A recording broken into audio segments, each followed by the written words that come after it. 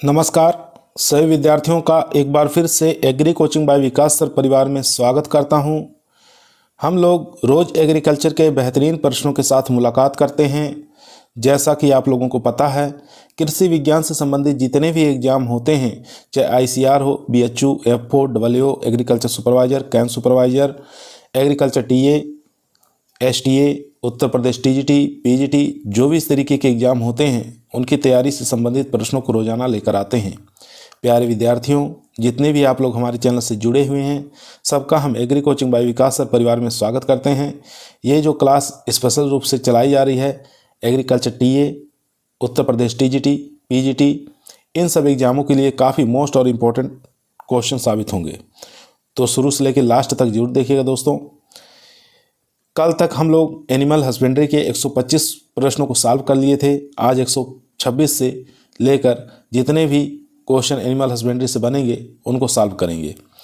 तो चलिए शुरू करते हैं अपने फर्स्ट क्वेश्चन से। फर्स्ट क्वेश्चन हमारा स्क्रीन पर आ चुका है। क्वेश्चन कर रहा है, फीड का NFE से बना होता है। फीड का NFE से बना होता है, किससे बना होता है ये आपको बताना है। डाइजेस्टिबल प्रोटीन से बना होता है, घुलनशील कार्बोहाइड्रेट से, या डाइजेस्टिबल क्रूड फाइबर से, या डाइजेस्टिबल वसा से।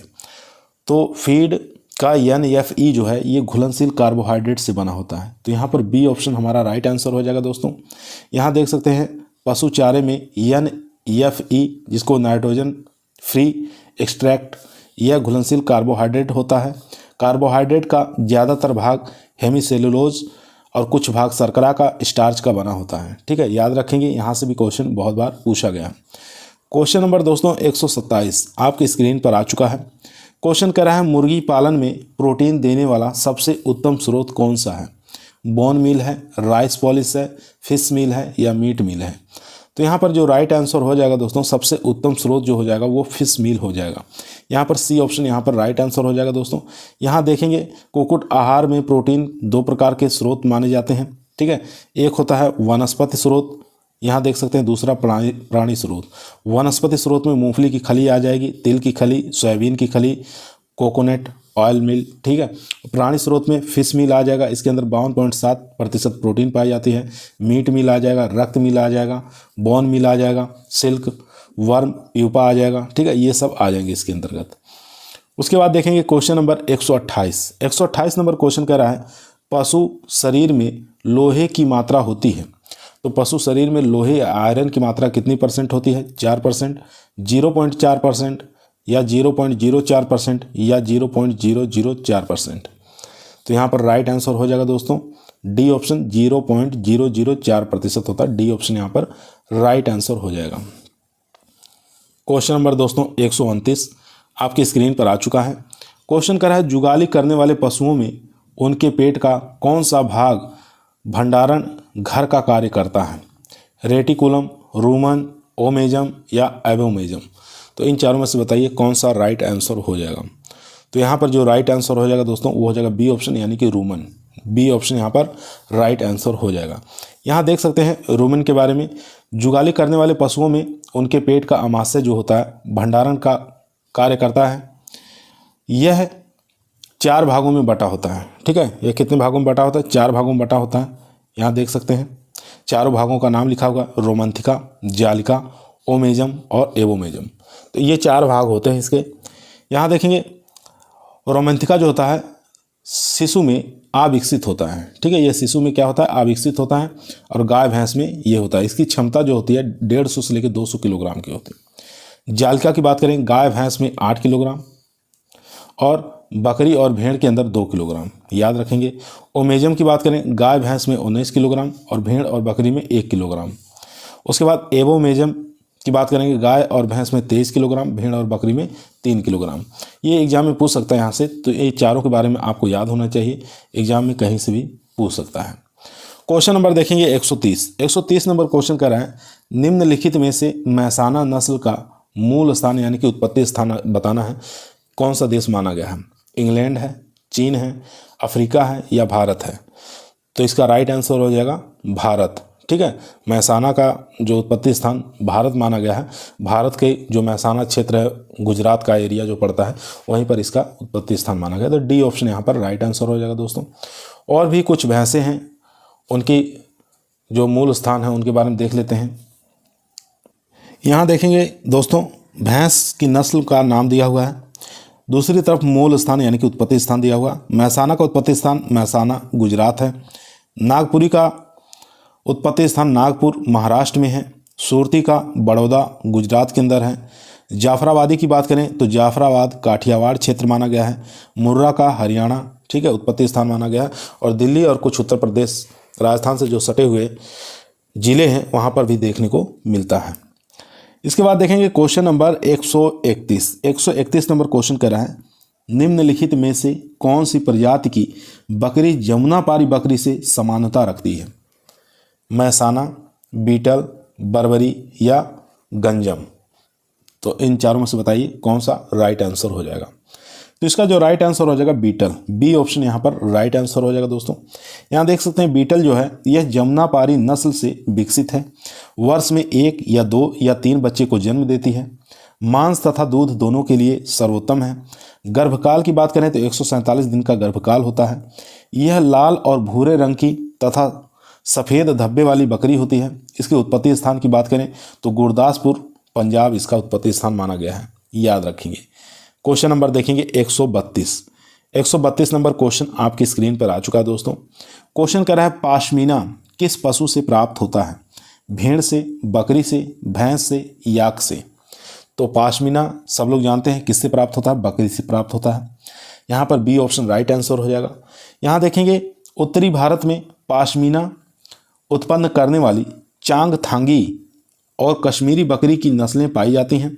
स्विट्जरलैंड में जन्मी सानेन जो है, सानेन नामक जो बकरी है, इसको हम दूधों की रानी के नाम से जानते हैं, याद रखेंगे। पूछता एग्जाम में दूधों की रानी के नाम से किस बकरी को जाना जाता है, तो सानेन, ठीक है, याद रखेंगे। उत्पत्ति स्थान की बात करेंगे तो स्विट्जरलैंड इसका उत्पत्ति स्थान माना जाता है। क्वेश्चन नंबर 133 देखेंगे दोस्तों। क्वेश्चन कर रहा है, भैंस की किस नस्ल में गलकंबल तथा थन पूर्ण विकसित होते हैं? जाफराबादी, नीली, मुर्रा तथा भदावरी। तो 133 का जो राइट आंसर हो जाएगा दोस्तों वो हो जाएगा यहाँ पर ए ऑप्शन यानी कि जाफराबादी। ए ऑप्शन यहाँ पर राइट आंसर हो जाएगा दोस्तों। यहाँ देख सकते हैं जाफराबादी के बारे में। जाफराबादी भैंस का जन्म स्थान जो है ये गुजरात है। जाफराबादी भैंस का माथा जो होता है उभरा हुआ होता है, शरीर लंबा होता है, सींग विकसित होती हैं, गर्दन के दोनों ओर लटकते हुए, सिर भारी होता है, रंग इसका काला होता है। जाफराबादी भैंस में गलकंबल पाया जाता है, ठीक है, याद रखेंगे। और भदावरी जो नस्ल है ये दूध में सबसे अधिक वसा यानी कि 13% वसा पाया जाता है भदावरी के अंदर। नीली रावी, मुर्रा, जाफराबादी भैंस में जो वसा परसेंटेज है वो 7 से लेकर 8% होता है, ठीक है। तीनों का याद रखेंगे, नीली रावी, मुर्रा और जाफराबादी में फैट जो पाया जाता है 7 से 8%, सबसे ज़्यादा फैट पाया जाता है भदावरी के अंदर 13%। चलते हैं क्वेश्चन नंबर 134 पर। 134 नंबर क्वेश्चन आपकी स्क्रीन पर आ चुका है। निम्न खलियों में से कौन सी दुधारू पशुओं के लिए सबसे अच्छी समझी जाती है? तो कौन सी ऐसी खली है जो दुधारू पशुओं के लिए सबसे अच्छी समझी जाती है? साल सीड की खली, नीम की खली, सरसों की खली या मूंगफली की खली। तो यहाँ पर जो राइट आंसर हो जाएगा दोस्तों वो हो जाएगा डी ऑप्शन यानी कि मूंगफली की खली सबसे अच्छी मानी जाती है, ठीक है। मूंगफली की खली सबसे अच्छी खली मानी जाती है। यहाँ देख सकते हैं मूंगफली की जो खली है इसके अंदर 25% प्रोटीन पाई जाती है, 10.2% कार्बोहाइड्रेट पाया जाता है और 40% इसके अंदर तेल की मात्रा पाई जाती है, याद रखेंगे, ठीक है। एग्जाम में बहुत बार पूछा जाता है।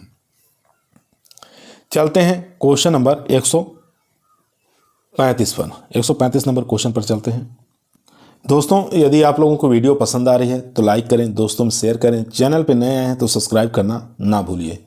इसी प्रकार की वीडियो हम रोजाना आप लोगों के बीच शाम को 8 बजे लेकर उपस्थित रहते हैं। तो आप लोग अगर एग्रीकल्चर टीए, उत्तर Pradesh TGT, PGT, ST exam की तैयारी कर रहे हैं तो इस वीडियो को जरूर देखिए। क्वेश्चन नंबर 135 आपकी स्क्रीन पर आ चुका है। क्वेश्चन कह रहा है, एक हरे चारे को बिना उसके तत्वों तथा मूल हरे रंग के ह्रास के सुखाया गया है, उसको किस नाम से जाना जाता है?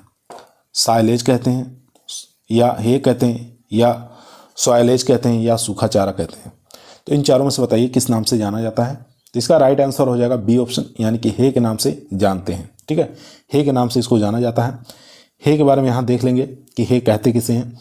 हे बनाने का मुख्य उद्देश्य यह है कि हरे पौधों में से जल की अधिक से अधिक मात्रा को निकाल दिया जाए, ताकि उन पौधों को सुरक्षा से एक बड़ी मात्रा में बिना किसी किण्वन के संग्रह करके रखा जा सके। हे बनाते समय इस बात का विशेष ध्यान रखना चाहिए कि किसी प्रकार के उसके पोषक तत्व या पानी में न बह जाए और पत्तियों में कम से कम हानि हो। ठीक है, तो इस प्रकार से हे बना सकते हैं। अच्छे प्रकार से बनाई गई हे सभी प्रकार के पशुओं के लिए अच्छा भोजन है।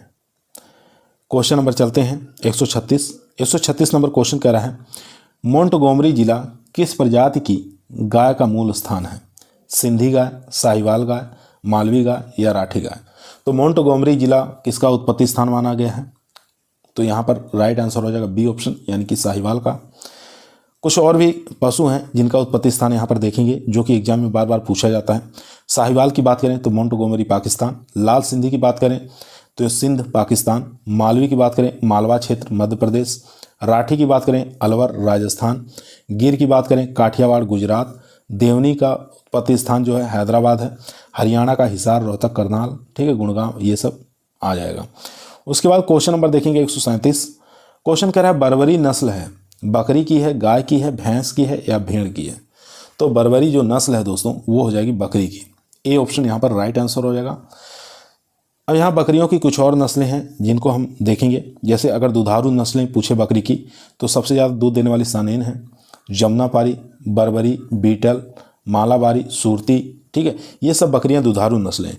मांस के लिए जो बकरी पाली जाती हैं उसमें महसाना है, महसाना भैंस की भी है और बकरी की भी, ठीक है, दोनों की है। कश्मीरी है, मारवाड़ी है, जमुनापारी है और मालाबारी, ब्लैक बंगाल। मांस उत्पादन के लिए सबसे अच्छी जो नस्ल मानी जाती है वो ब्लैक बंगाल है, याद रखेंगे। उसके बाद बाल उत्पादन के लिए अंगोरा है, चांगथंगी, ये दोनों बाल उत्पादन के लिए अच्छी मानी जाती है। उसके बाद देखेंगे खाल उत्पादन के लिए ब्लैक बंगाल, मालाबारी, बंगाली या कश्मीरी, ये सब बकरियां खाल उत्पादन के लिए अच्छी मानी जाती हैं।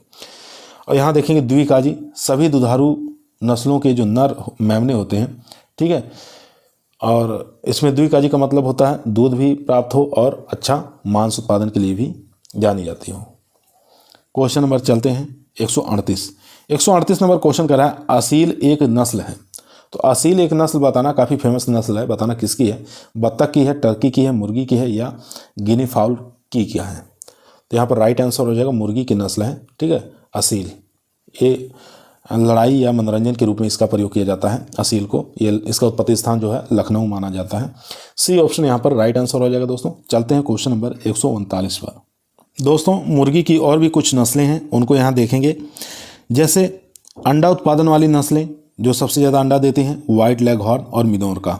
ठीक है, ये दोनों मुर्गियाँ अंडा उत्पादन के लिए पाली जाती हैं। मांस उत्पादन वाली नस्लें ब्रह्मा है, कोचीन है, असील है, चटगांव है, न्यू हैम्पशायर, ये मांस उत्पादन के लिए पाली जाती हैं। ठीक है, उसके बाद मांस उत्पादन के लिए एक और मुर्गी आप याद रखेंगे, कड़कनाथ को भी आप याद रखेंगे, वो भी काफ़ी फेमस मुर्गी है और उसका मांस सबसे अच्छा माना जाता है। यहाँ देखेंगे द्विदेशीय नस्लें जो अंडा भी उत्पादन करती हैं और मांस उत्पादन के लिए भी पाली जाती हैं। जैसे Rhode Island red, Australorp, Plymouth rock, ये सब द्विदेशीय वाली नस्लें हैं। असील की बात करेंगे तो ये लड़ाई के उद्देश्य से इसको पाली जाती है, मनोरंजन के रूप में इसको पाली जाती है असील को। ठीक है, याद रखेंगे। क्वेश्चन नंबर देखेंगे 139 नंबर क्वेश्चन स्क्रीन पर आ चुका है दोस्तों। क्वेश्चन कर रहा है लार्ज व्हाइट यॉर्कशायर नस्ल बताना किसकी है? बकरी की है, भेड़ की है, बत्तख की है या सूअर की है? तो यहाँ पर जो राइट आंसर हो जाएगा दोस्तों वो हो जाएगा डी ऑप्शन, यानी कि सूअर की नस्ल है। सूअर की और भी नस्लें हैं यहाँ देखेंगे जो कि एग्जामों में पूछा जाता है। जैसे लार्ड वाइट यॉर्कशायर हो गया, मिडिल वाइट यॉर्कशायर हो गया, लैंड रेस हो गया, टेम बर्थ हो गया, बरसाइल हो गया, ये सब सूअर की नस्लें हैं। उसके बाद भेड़ की कुछ नस्लें याद रखेंगे, जैसे बीकानेरी, गुरेज, लोही, चोकला, भाकरवाल, शाहाबादी, बलूची, मेरिनो, लिंकन, पोलबर्थ, हिसारडेल, गद्दी, बिलारी। ठीक है, ये सब भेड़ की नस्लें हो जाएंगे। क्वेश्चन नंबर देखेंगे 140 नंबर क्वेश्चन कर रहा है खीस क्या है? आपको बताना खीस क्या चीज़ होता है। मादा द्वारा बच्चा देने के बाद प्रथम बार निकाला गया दूध, यही हमारा राइट आंसर हो जाएगा दोस्तों।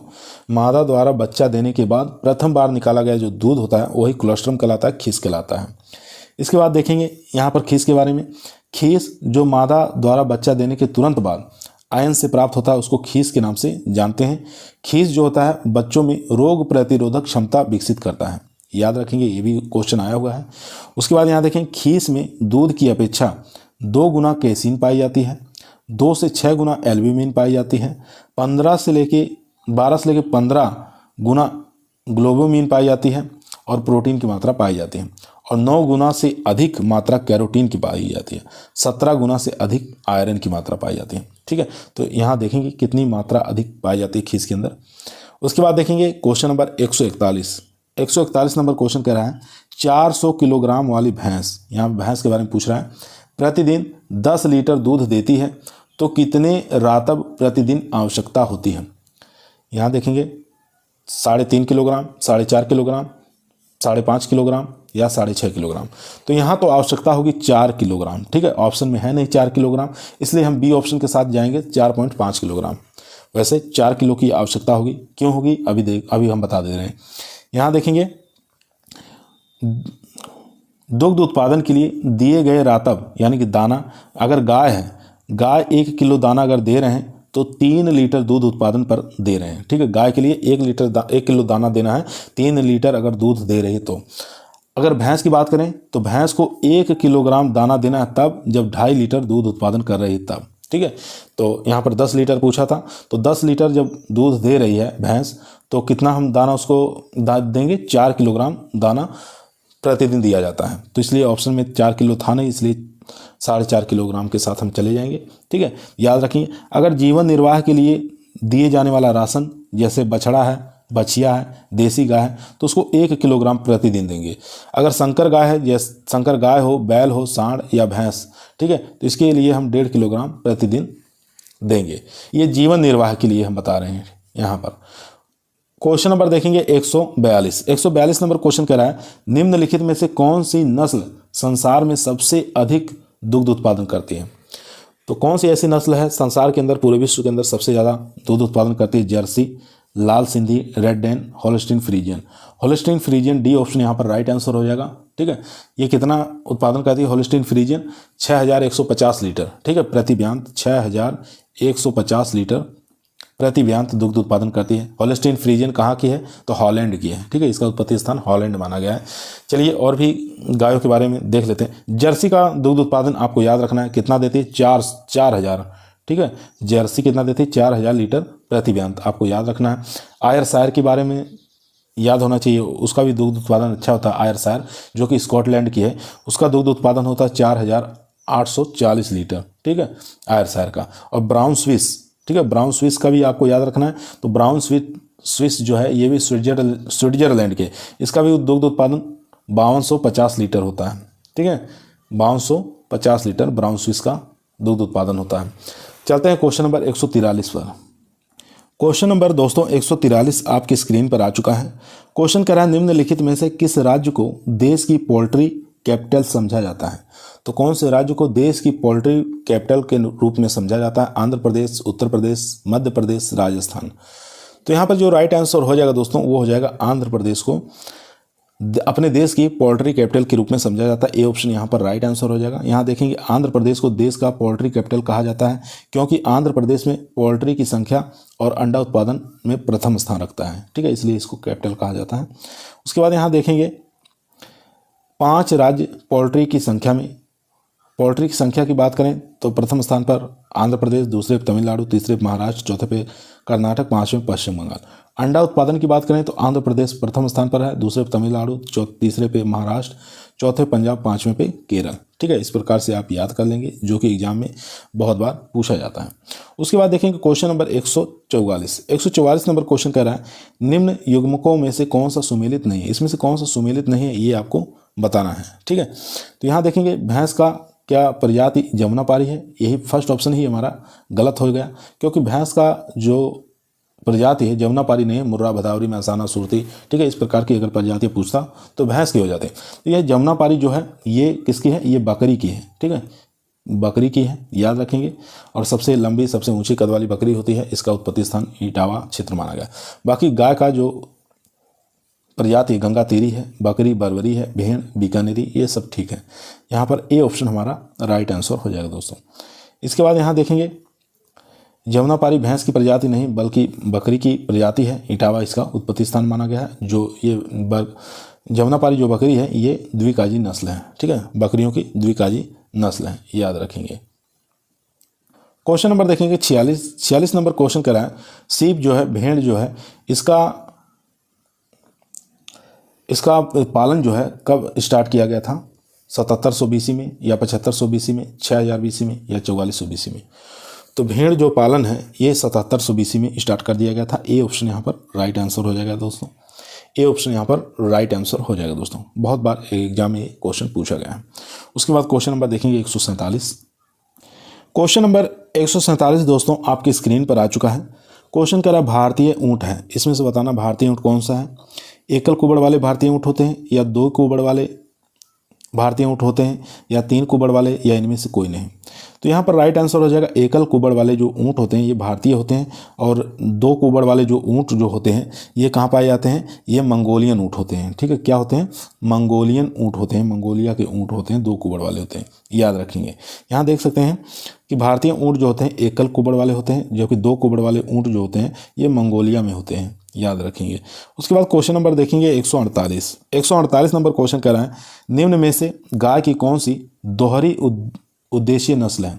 2 उद्देशीय वाली नस्लें डबल पर्पज ब्रीड कौन सी इसमें से, ये आपको बताना है। एग्जाम में यहाँ से भी क्वेश्चन पूछा जाता है। साहिवाल दुधारू नस्ल है, गिर भी दुधारू नस्ल है। मेवाती और यहाँ पर थार पारकर और मेवाती जो है ये दोनों ही द्विउद्देशीय यानी कि दोहरी उद्देश्य वाली नस्लें हैं। तो इसमें से कोई ये दोनों को दोनों हो जाएंगी, ठीक है। तो यहाँ पर ध्यान देंगे मेवाती और थार पारकर दोनों ही मानी जाएगी। क्यों मानी जाएगी? यहाँ पर देख सकते हैं क्योंकि दुधारू जो दूध वाली नस्लें होती हैं साहिवाल, गिर, देवनी, सिंधी, ये दुधारू नस्लें हैं। और यहाँ पर देखेंगे मालवी, नागौरी, अमृत महल, ये जो नस्लें हैं ये भारवाही नस्लें हैं। उसके बाद यहाँ पर देखेंगे द्विकाजी नस्लें या डबल पर्पज ब्रीड्स कौन सी? हरियाणा है, थार पारकर, मेवाती पूछा था, ठीक है। यहाँ देख सकते हैं मेवाती और राठी, ठीक है, या थार पारकर भी दिया था। और उसके बाद अंगोला, कांकरेज, ठीक है, ये सब डबल पर्पज ब्रीड्स हैं। चलते हैं क्वेश्चन नंबर 149 पर।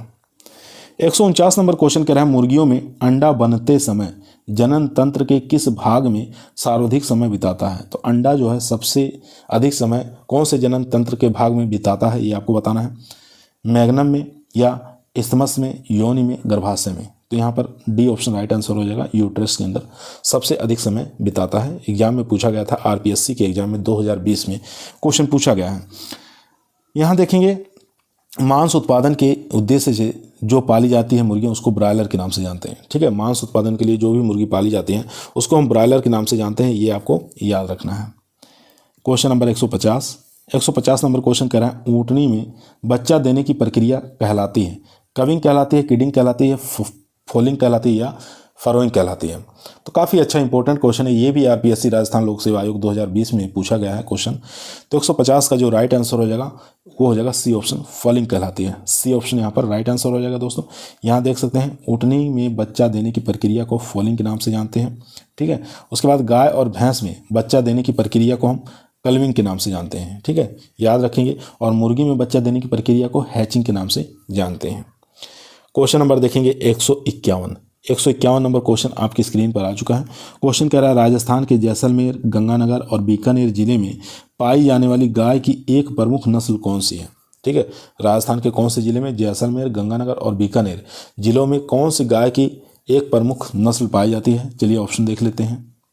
चारों ही ऑप्शन दोस्तों स्क्रीन पर आ चुका है। गिर है, नागौरी है, राठी है, थार पारकर है। तो यहाँ पर राइट आंसर हो जाएगा यहाँ पर सी ऑप्शन, ठीक है। राठी जो है ये राजस्थान के जैसलमेर, गंगानगर, बीकानेर जिलों में आसानी से पाली जाती है। सी ऑप्शन यहाँ पर राइट आंसर हो जाएगा दोस्तों। सी ऑप्शन यहाँ पर राइट आंसर हो जाएगा। अगर पूछे जैसलमेर, जोधपुर जिले में कौन सी नस्ल पाई जाती है, तो थार पारकर पाली जाती है, ठीक है, जैसलमेर और जोधपुर जिलों में। क्वेश्चन नंबर देखेंगे 152 नंबर क्वेश्चन कह रहा है राष्ट्रीय ऊँट अनुसंधान केंद्र कहाँ स्थित है? जैसलमेर, बीकानेर, ताबीजी अजमेर या अबीकानगर टोंक? तो यहाँ पर राइट आंसर हो जाएगा बी ऑप्शन, बीकानेर के अंदर स्थित है राष्ट्रीय ऊँट अनुसंधान केंद्र। याद रखेंगे बी ऑप्शन यहाँ पर राइट आंसर हो जाएगा। अगर पूछे केंद्रीय बकरी अनुसंधान संस्थान कहाँ पर स्थित है, तो आपको याद रखना है मथुरा यानी उत्तर प्रदेश, मखदूम के अंदर स्थित है। क्वेश्चन नंबर देखेंगे 153 नंबर क्वेश्चन कह रहा है अत्यधिक घुमाव वाले सींग भैंस की कौन सी नस्ल के लक्षण हैं? नागपुरी, टोडा, मुर्रा या सुरती। तो अत्यधिक घुमाव वाले जो सींग होते हैं भैंस के, तो ये है मुर्रा के प्रमुख लक्षण है। जलेबी के आकार के सींग पाए जाते हैं या घुमावदार सींग पाए जाते हैं। ठीक है, याद रखेंगे, मुर्रा नस्ल की प्रमुख विशेषता है ये। अगर पूछे हंसिया के आकार के जो सींग हैं कौन सी भैंस की नस्ल के अंदर देखने को मिलते हैं, तो सुरती जो नस्ल है भैंस की, इसके अंदर हंसिया के आकार के सींग देखने को मिलते हैं।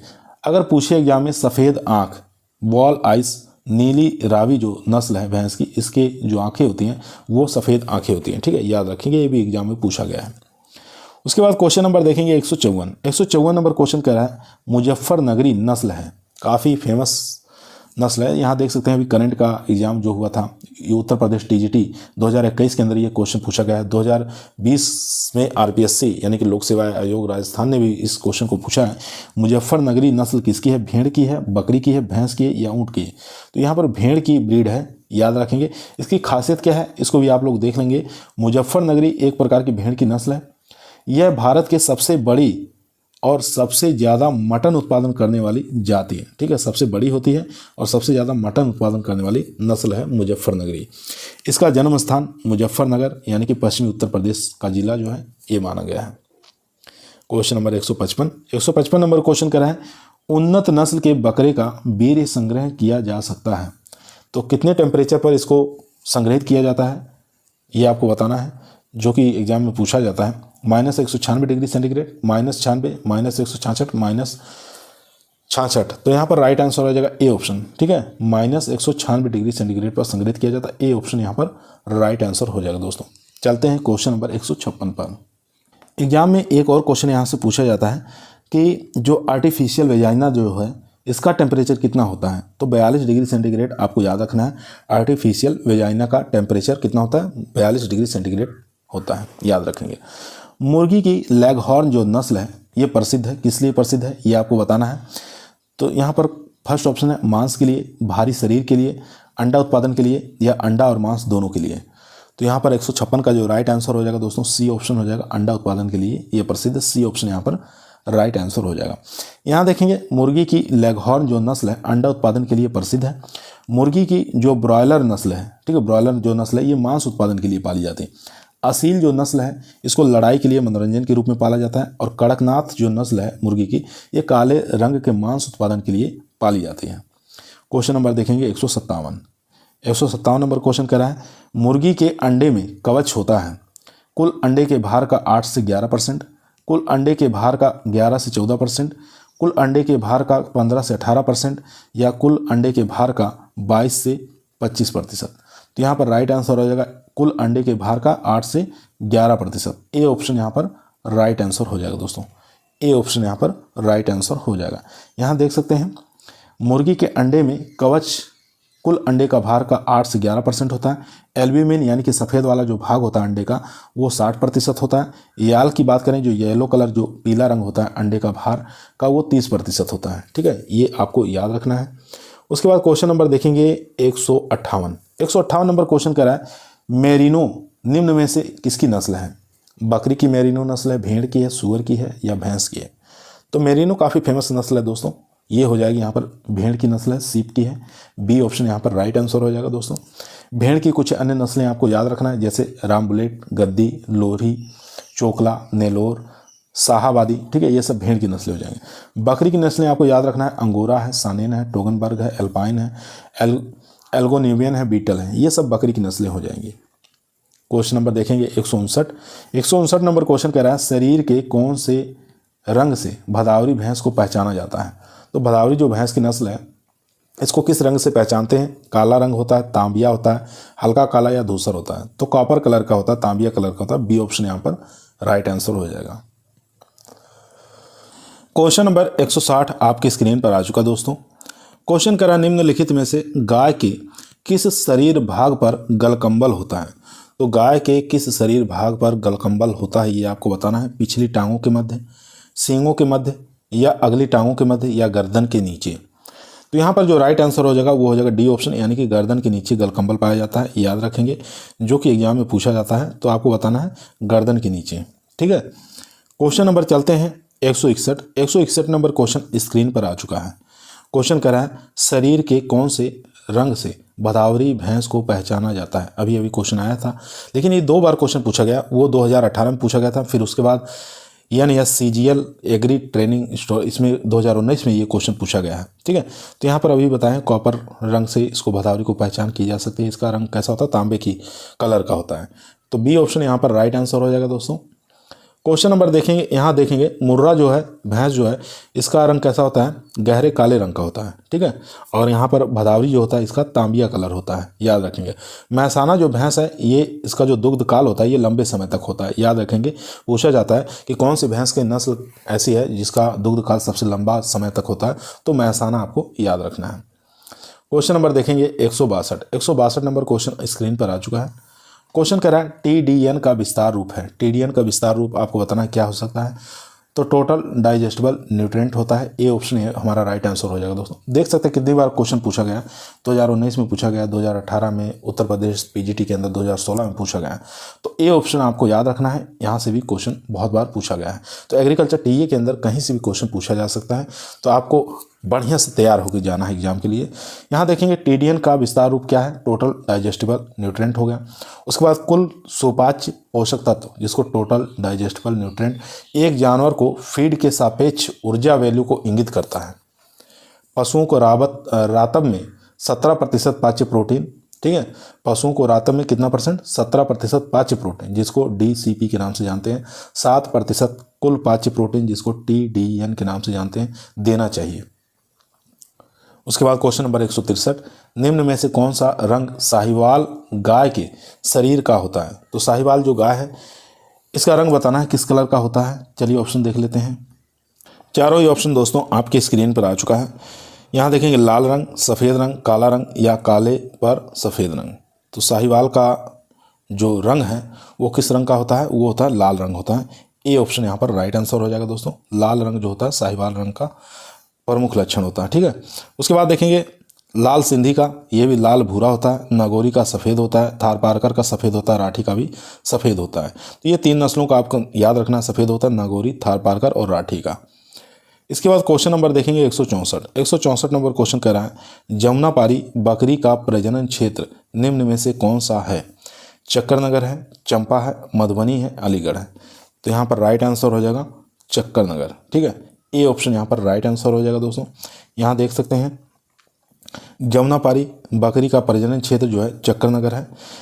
बकरी की जो नस्लें कुछ लिखा हुआ है उसका उत्पत्ति स्थान आपको याद होना चाहिए। जमुनापारी का उत्पत्ति स्थान इटावा उत्तर प्रदेश, बीटल का उत्पत्ति स्थान गुरदासपुर पंजाब है, और झालावाड़ी का ये गुजरात है। ठीक है, यहाँ से भी क्वेश्चन बहुत बार पूछा गया है। उसके बाद देखेंगे क्वेश्चन नंबर 165 नंबर क्वेश्चन आपकी स्क्रीन पर आ चुका है। क्वेश्चन करा निम्न में से कौन सी विदेशी नस्ल की भेड़ है? तो विदेशी नस्ल की भेड़ बताना इसमें से कौन सी है? बीकानेरी, ये तो है नहीं। गद्दी, काठियावाड़ी, मेरिनो जो है ये विदेशी नस्ल की भेड़ है। सबसे ज़्यादा ऊन उत्पादन करती है, सबसे महीन ऊन उत्पादन करती है। ठीक है, तो यहाँ पर डी ऑप्शन हमारा राइट आंसर हो जाएगा। डी ऑप्शन यहाँ पर राइट आंसर हो जाएगा दोस्तों। इसके बाद देखेंगे रेम्बुलेट पूछे तो स्पेन का है। उसके बाद काराकुल मध्य एशिया का उत्पत्ति स्थान माना गया है इसका। चलते हैं क्वेश्चन नंबर 166 पर। क्वेश्चन नंबर 167 आपकी स्क्रीन पर आ चुका दोस्तों। बकरी की असली जमुनापारी नस्ल किस राज्य में मिलती है? तो बकरी की असली जमुनापारी जो नस्ल है ये कौन से राज्य में देखने को मिलती है? यहाँ पर देखें राजस्थान, हरियाणा, मध्य प्रदेश, उत्तर प्रदेश। तो डी ऑप्शन यहाँ पर राइट आंसर हो जाएगा। इटावा का क्षेत्र जो उत्तर प्रदेश है वहाँ पर जमुनापारी नस्ल का उत्पत्ति स्थान माना गया है। इसके बाद देखेंगे यहाँ पर बर्बरी, ये बकरी की नस्लें हैं, यहाँ पर उत्पत्ति स्थान दिया हुआ है।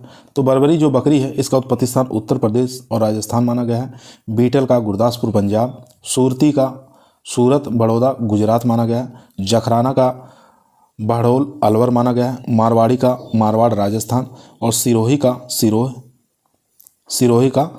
राजस्थान का एक जिला है, यहाँ पर इसका उत्पत्ति स्थान माना गया है। और पालनपुर ये गुजरात, ये भी सिरोही का ही उत्पत्ति स्थान माना गया है। उसके बाद क्वेश्चन नंबर देखेंगे 168 नंबर क्वेश्चन कर रहा है भारतीय पशुधन जनगणना कितने वर्ष के बाद आयोजित की जाती है? तो भारतीय पशुधन जनगणना जो है ये 5 वर्ष के अंतराल पर की जाती है। बी ऑप्शन यहाँ पर राइट आंसर हो जाएगा दोस्तों। 5 वर्ष के अंतराल पर की जाती है, याद रखेंगे। क्वेश्चन नंबर देखेंगे 169 नंबर क्वेश्चन कह रहा है पाशमीना रेशा प्राप्त होता है बकरी से, भेड़ से, ऊंट से या खरगोश से। तो पाशमीना जो फाइबर है, रेशा जो है, ये प्राप्त होता है हमें बकरी से, ठीक है। ए ऑप्शन यहाँ पर राइट आंसर हो जाएगा। यहाँ देखेंगे पाशमीना रेशा बकरी से प्राप्त होता है। पाशमीना रेशा बकरी की चांगथांगी नस्ल से प्राप्त होता है, ठीक है। नस्ल का नाम याद रखेंगे, चांगथांगी। यह भारत में सर्वाधिक ऊंचाई पर पाए जाने वाली नस्ल है। चांगथांगी पाशमीना हिमालय क्षेत्र, लद्दाख, लाहौल समिति में मुख्य रूप से पाई जाती हैं। इसके बाद देखेंगे चांगथांगी को भारत में पाशमीना के नाम से भी जाना जाता है, याद रखेंगे। उसके बाद क्वेश्चन नंबर 170 नंबर क्वेश्चन कह रहा है प्रताप धन किसकी नस्ल है? बकरी की है, खरगोश की है, मुर्गी की है या भेड़ की है? तो प्रताप धन एक काफ़ी फेमस नस्ल है, ये पोल्ट्री की यानी कि मुर्गी की नस्ल है, याद रखेंगे। यहाँ पर मुर्गियों के कुछ अन्य नाम दिए हुए हैं और इसका उत्पत्ति स्थान बताना है, ठीक है। जैसे रोड आयरलैंड रेड जो है मुर्गी की ब्रीड है और इसका उत्पत्ति स्थान जो है अमेरिका है। असील की बात करें तो ये इसका उत्पत्ति स्थान लखनऊ उत्तर प्रदेश माना गया है। कड़कनाथ जो पश्चिमी मध्य प्रदेश इसका माना गया है उत्पत्ति स्थान। चटगांव जो है बंगाल उत्पत्ति स्थान। मिनोरका जो है स्पेन और व्हाइट लेगहॉर्न जो सबसे ज़्यादा अंडा देने वाली मुर्गी है, इसका उत्पत्ति स्थान इटली माना गया है। चलते हैं क्वेश्चन नंबर 171 पर। क्वेश्चन नंबर दोस्तों 171 आपकी स्क्रीन पर आ चुका है। क्वेश्चन करा है भेड़ की कौन सी नस्ल कालीन ऊन उत्पादन के लिए प्रसिद्ध है? नीलोर है, मांड्या है, चोकला है या हसन है? तो यहाँ पर जो राइट आंसर हो जाएगा दोस्तों वो हो जाएगा सी ऑप्शन यानी कि चोकला। सी ऑप्शन यहाँ पर राइट आंसर हो जाएगा। भेड़ की चोकला जो नस्ल है कालीन उत्पादन के लिए प्रसिद्ध है, याद रखेंगे। भेड़ की कुछ अन्य नस्लें हैं जिनको देखेंगे, जैसे द्विप्रयोजनी नस्ल पूछा जाता है भेड़ की। तो द्विप्रयोजनी नस्ल के अंदर आपको याद रखना लोही, कच्छी, देखनी और बेलारी, मारवाड़ी, ये द्विउद्देश्य वाली नस्लें हैं। मांस उत्पादन के लिए जो भेड़ की नस्ल पाली जाती है नेलोर, मांड्या और हसन, ये मांस उत्पादन के लिए पाले जाते हैं। वस्त्र बनाने वाली जो जैसे ऊन उत्पादन की बात करें तो ऊन उत्पादन के लिए जो पाली जाती नस्लें वो काश्मीरी है, मेरिनो है, नीलगिरी है, करनाल है और हिसार डेली, ये ऊन उत्पादन के लिए पाली जाते हैं। इसके बाद क्वेश्चन नंबर देखेंगे 172 नंबर क्वेश्चन करा है भारत में बकरी की किस नस्ल में पाशमीना ऊन प्राप्त होता है? तो पाशमीना ऊन कौन सी बकरी की नस्ल से प्राप्त होता है? बर्बरी है, ब्लैक बंगाल जो है मांस उत्पादन के लिए अच्छी मानी जाती है। और यहाँ पर डी ऑप्शन राइट आंसर हो जाएगा चांगथांगी, ठीक है। डी ऑप्शन यहाँ पर राइट आंसर हो जाएगा दोस्तों। यहाँ देख सकते हैं भारत में बकरी की चांगथांगी जो नस्ल है पाशमीना ऊन प्राप्त होता है। चांगथांगी जो नस्ल है भारत में सर्वाधिक ऊंचाई पर पाले जाने वाली नस्ल है, ठीक है। यहाँ से भी क्वेश्चन पूछा गया है। क्वेश्चन नंबर देखेंगे 173 नंबर क्वेश्चन करा है एक वयस्क गाय के लिए कितने वर्ग फीट क्षेत्रफल को संतोषजनक माना गया है? तो एक वयस्क जो गाय है कितने वर्ग फीट क्षेत्रफल की आवश्यकता होती है उसको आवास के लिए? 15 से 20 वर्ग फीट, 20 से 30, 65 से 70, 85 से 90। तो यहाँ पर राइट आंसर हो जाएगा 20 से 30 स्क्वायर फीट। बी ऑप्शन यहाँ पर राइट आंसर हो जाएगा दोस्तों। बी ऑप्शन यहाँ पर राइट आंसर हो जाएगा। यहाँ देखेंगे कुछ पशुओं के नाम दिए हुए हैं। बंद क्षेत्र, अगर आवास जो है बंद क्षेत्र का है, एक आवास खुला क्षेत्र का है, तो दोनों में अलग अलग एक पशुओं के लिए जगह दी जाती है। जैसे अगर गाय को रखना है तो 20 से 30 स्क्वायर फीट आवश्यकता होती है। उसके बाद खुला अगर क्षेत्र है तो 80 से 100। भैंस के लिए 25 से 35, खुला क्षेत्र के लिए 20 से 100, सांड के लिए 120 से 140, बंद क्षेत्र के लिए, खुला क्षेत्र के लिए 200 से 250। हीपर की बात करें तो 15 से 20 और यहाँ खुला क्षेत्र के लिए 50 से 60 रखा जाता है। क्वेश्चन नंबर देखेंगे 174 है। 174 नंबर क्वेश्चन करा है इसको फूस के नाम से जानते हैं, इसमें नमी प्रतिशत कितनी होनी चाहिए? 15 से 20, 25 से 30, 30 से 35, 35 से 40। तो हे के अंदर नमी प्रतिशत जो रखी जाती है वो 15 से 20% रखी जाती है। बी ए ऑप्शन यहाँ पर राइट आंसर हो जाएगा 15 से 20%। हे में शुष्क पदार्थ की मात्रा कितनी रखी जाती है? 80 से 85%, याद रखना है। सबसे अच्छा हे जो बनाया जाता है बरसीम से और रिचिका से बनाया जाता है, याद रखेंगे। चलते हैं क्वेश्चन नंबर 175 पर। क्वेश्चन नंबर 175 आपके स्क्रीन पर आ चुका दोस्तों। क्वेश्चन कह रहा है आमतौर पर देसी गौवंशों के लिए संतुलित आहार की गणना के लिए शुष्क पदार्थ की गणना निम्न में से किसके अनुसार की जाती है? तो ये आपको बताना है। 4 ऑप्शन देख लेंगे, 4 ऑप्शन में से आंसर बताइए इसका राइट आंसर क्या हो जाएगा। तो इसका राइट आंसर हो जाएगा दोस्तों 2 से 2.5 किलोग्राम प्रति 100 किलोग्राम शरीर भार पर। बी ऑप्शन यहाँ पर राइट आंसर हो जाएगा दोस्तों। यहाँ देख सकते हैं कि गौ आमतौर पर देसी गोवंशों के लिए संतुलित आहार की गणना के लिए शुष्क पदार्थ की गणना निम्न में से 2 से 2.5 किलोग्राम प्रति 100 किलोग्राम शरीर भार पर अनुसार की जाती है। ठीक है, तो यहाँ पर बी ऑप्शन हमारा राइट आंसर हो जाएगा। क्वेश्चन नंबर देखेंगे 176 नंबर क्वेश्चन स्क्रीन पर आ चुका है। क्वेश्चन कह रहा है गाय के बछड़े को जन्म 3 हफ्ते तक दूध पिलाने की दर प्रतिदिन बछड़े के वजन का कितना होना चाहिए? 10%, 1%, 2.5%, 20%। काफ़ी फेमस क्वेश्चन है दोस्तों ये एनिमल हस्बेंड्री का। तो ए ऑप्शन यहाँ पर राइट आंसर हो जाएगा दोस्तों। यहाँ देख सकते हैं आरपीएससी AAO के अंदर 2018 में ये क्वेश्चन पूछा गया है। यहाँ देखेंगे गाय के जो बछड़े को जन्म से 3 हफ्ते तक दूध पिलाने की दर जो है प्रतिदिन बछड़े का वजन 10% होना चाहिए। क्वेश्चन नंबर देखेंगे 177 नंबर क्वेश्चन कह रहा है भारत में पाई जाने वाली भैंस निम्न में से किस श्रेणी में आती हैं? नदी भैंस है, रिवर बिफेलो है, या दलदली भैंसें हैं, कीचड़ भैंसें हैं, या तराई भैंसें हैं? तो यहाँ पर जो राइट आंसर हो जाएगा दोस्तों वो हो जाएगा ए ऑप्शन, यानी कि नदी वाली भैंसें। ए ऑप्शन यहाँ पर राइट आंसर हो जाएगा। उसके बाद यहाँ देखेंगे दलदली जो भैंसें होती हैं वो बोवेलिस कार्नवेंसिस यह एक विदेशी नस्ल में पाई जाती है। इनके मांस को कैरा बीफ के नाम से जानते हैं। ठीक है, ये जो दलदली भैंसें होती हैं उसका वैज्ञानिक नाम पूछ सकता है तो बोवेलिस कार्नवेंसिस इसका वैज्ञानिक नाम होता है। ठीक है, और इसके जो मांस होते हैं उसको कैरा बीफ के नाम से जाना जाता है। एग्जाम में बहुत बार पूछा गया कैरा बीफ क्या होता है, तो दलदली जो भैंसें होते हैं उसके मांस को कैरा बीफ के नाम से जाना जाता है। क्वेश्चन नंबर देखेंगे 178 निम्नलिखित में से कौन सी भेड़ की नस्ल भारत के उत्तरी पश्चिमी शुष्क तथा अर्ध शुष्क क्षेत्रों में पाई जाती है? तो यहाँ पर भेड़ की नस्ल बताना है कौन सी उत्तरी पश्चिमी शुष्क क्षेत्र और अर्ध शुष्क क्षेत्रों में पाली जाती है।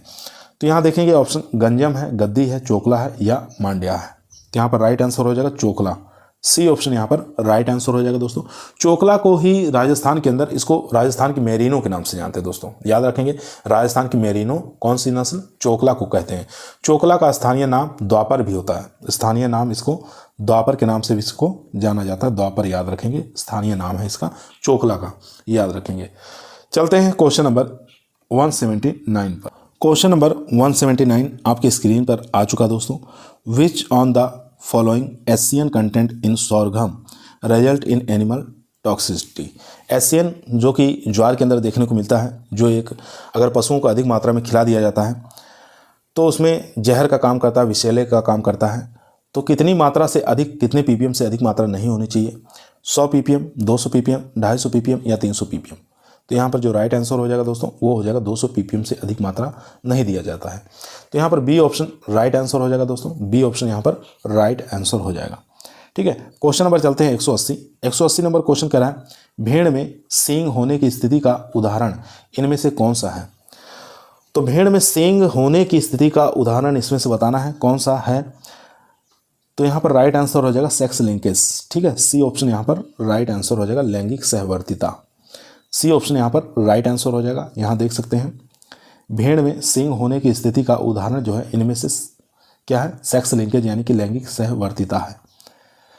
क्वेश्चन नंबर चलते हैं 181 नंबर क्वेश्चन आपकी स्क्रीन पर आ चुका है। क्वेश्चन कह रहा है नवजात बछड़ा की देखभाल में सम्मिलित करें। तो इसमें से नवजात बछड़ों की देखभाल के लिए कौन सा इसमें से कथन जो है सही माना गया है? जन्म के 1 घंटे के अंदर कोलेस्ट्रम पिलाना। दूसरा ऑप्शन है जन्म के 24 घंटे में डीहॉर्निंग और डीबडिंग करना। सी ऑप्शन है यहाँ पर नाभि तंतु के अस्थिबंध यानी कि लिंगाचार के एक दम पास से काटना, या इनमें से कोई नहीं। तो राइट आंसर हो जाएगा ए ऑप्शन है। यहाँ पर ए ऑप्शन हमारा राइट आंसर हो जाएगा दोस्तों। जन्म के 1 घंटे के अंदर कोलेस्ट्रम पिला देना चाहिए। ए ऑप्शन यहाँ पर राइट आंसर हो जाएगा दोस्तों। ए ऑप्शन यहाँ पर राइट आंसर हो जाएगा। चलते हैं क्वेश्चन नंबर 182 पर। क्वेश्चन नंबर दोस्तों 182 आपकी स्क्रीन पर आ चुका है।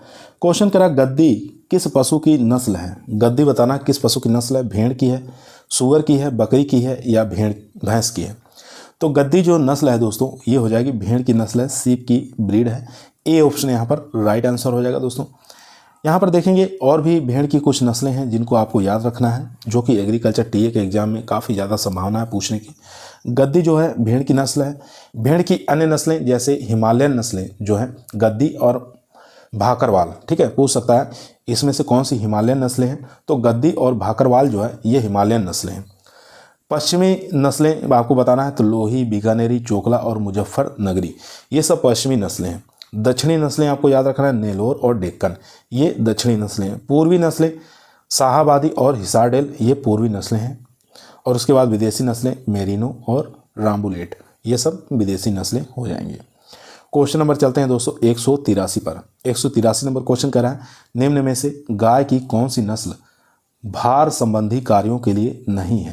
यहाँ पे पूछ रहा नहीं, पूछ रहा है भार संबंधित कार्यों के लिए नहीं है। नागौरी ये है, उसके बाद मालवी, अमृत महल और यहाँ पर देखेंगे राठी। तो नागौरी भी भारवाही है, मालवी भी है, अमृत महल, लेकिन राठी जो है ये द्विकाजी नस्ल है। डी ऑप्शन यहाँ पर राइट आंसर हो जाएगा दोस्तों, डी ऑप्शन यहाँ पर राइट आंसर हो जाएगा। यहाँ देख सकते हैं कौन कौन सी भारवाही है, कौन कौन सी द्विकाजी है। तो भारवाही नस्लें आपको याद रखना है मालवी, नागौरी, अमृत महल, कनकथा, ये सब भारवाही नस्लें हैं। द्विकाजी नस्लें यानी कि दुधारू और भारवाही दोनों के रूप में प्रयोग किया जाता है, उसको द्विकाजी नस्ल कहा जाता है। इसमें थारपारकर आ जाएगी, राठी है, हरियाणा, कांकरेज, मेवाती, अंगोल, ये सब द्विप्रयोजनी नस्लें हैं। क्वेश्चन नंबर देखेंगे 184, जो कि आज के इस वीडियो का हमारा लास्ट क्वेश्चन रहेगा दोस्तों। क्वेश्चन कह रहा है भैंस की निम्न नस्लों में से वसा की मात्रा सबसे ज़्यादा होती है। तो भैंस की ऐसी कौन सी नस्ल है जिसके अंदर वसा की मात्रा हाईएस्ट देखने को मिलता है। तो यहाँ पर भदावरी राइट आंसर हो जाएगा, भदावरी, बी ऑप्शन यहाँ पर राइट आंसर हो जाएगा, बी ऑप्शन। तो यहाँ देख सकते हैं भदावरी के अंदर जो वसा की मात्रा 12 से लेकर 14% तक देखने को मिलता है। मुर्रा नस्ल की बात करें तो इसके अंदर वसा की मात्रा 7% पाई जाती है, लेकिन दूध उत्पादन सबसे अधिक मुर्रा का ही होता है। ठीक है, तो आज के इस वीडियो के अंदर हम लोग कंप्लीट जो किए हैं पशुपालन एवं पशु चिकित्सा विज्ञान को कंप्लीट किए हैं। इसके अंदर हम गाय, भैंस, भेड़, बकरी, सुअर, मुर्गी और चारा से संबंधित प्रश्नों को सॉल्व कर चुके हैं। यहाँ से अगर क्वेश्चन बनना रहेगा एग्रीकल्चर टीए के अंदर, एसटीए के अंदर और उत्तर प्रदेश टीजीटी, पीजीटी के लिए यहीं से क्वेश्चन बनेगा, इसके अलावा कहीं से बनने की ज़्यादा कोई संभावना है नहीं। इसके आगे का जो टॉपिक रहेगा हमारा वो कल लेके आएंगे, जो कि वो भी परीक्षा में बहुत ज़्यादा पूछा जाता है एग्जाम में। तो उस कल का जो हमारा टॉपिक रहेगा वो पशु प्रजनन से संबंधित रहेगा, यानी कि एनिमल ब्रीडिंग से संबंधित रहेगा। उससे भी 1 या 2 क्वेश्चन पूछे जाते हैं। तो दोस्तों आप लोगों को कैसी ये वीडियो लगी कमेंट के अंदर बताइएगा। अच्छी लगी हो तो लाइक ज़रूर करें, दोस्तों में शेयर करें, चैनल पे नए हैं सब्सक्राइब करना ना भूलिए। कल फिर मुलाकात करते हैं एक नई वीडियो के साथ, तब तक सभी लोगों को धन्यवाद।